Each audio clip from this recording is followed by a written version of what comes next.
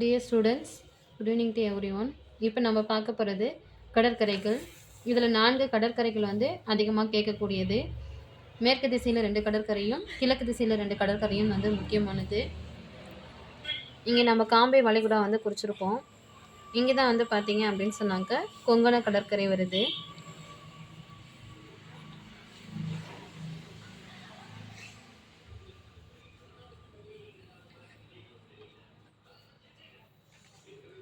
இது வந்து கொங்கண கடற்கரை.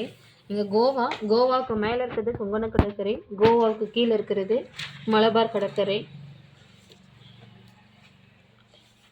நீங்கள் குறிக்கும் போது இந்த மாதிரி கோடு போட்டு குறிச்சிருங்க.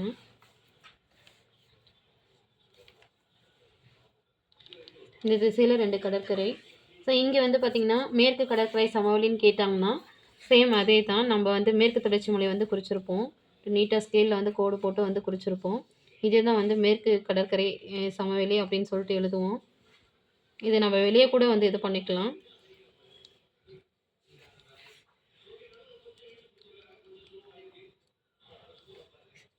இந்த பிளேஸ் கேட்குறது ரொம்ப ரேர் தான். பட் இருந்தாலும் பிளேசஸ் வந்து நம்ம தெரிஞ்சு வச்சுக்கணும். திடீர்னு கேட்டாங்கன்னா அப்புறம் தெரியல அப்படின்னு வந்து சொல்லக்கூடாது.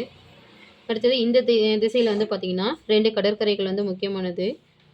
சோழமண்டல கடற்கரையும் வட சர்க்கார் கடற்கரையும். இது ஃபுல்லாகவே வந்து பார்த்திங்கன்னா சோழமண்டல கடற்கரை. நீங்கள் இந்த மாதிரி வந்து வேரியேஷன் வந்து காமிக்கிறதுக்கு வந்து ஷேட் பண்ணிக்கலாம். இல்லை வந்து ஏதாவது கலரிங் கூட பண்ணிக்கலாம். மேப் வந்து குறிக்கும் போது கலரிங் பண்ணிங்கன்னா இன்னும் கொஞ்சம் ஹைலைட்டாக இருக்கும்.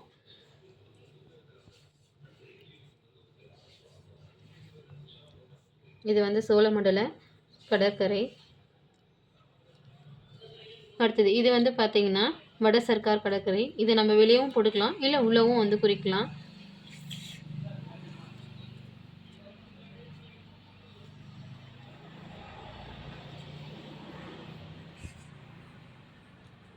அதே மாதிரி கிழக்கு கடற்கரை சமவெளின்னு கேட்டாங்கன்னா இந்த வெளி சைடும் நம்ம இது பண்ணிக்கலாம், இல்லை உள் சைடுமே வந்து இது பண்ணிக்கோங்க.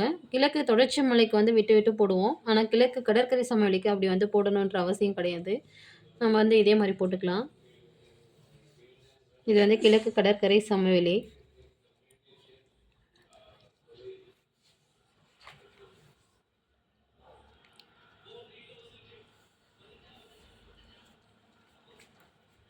திசைகளை பொறுத்த வரைக்கும் நம்ம வந்து எந்த சைடு என்ன திசைகள் அப்படின்னு தெரிஞ்சுக்கிட்டோம் அப்படின்னாக்க பிளேசஸ் வந்து குறிக்கிறது ரொம்பவே ஈஸியாக இருக்கும் நமக்கு.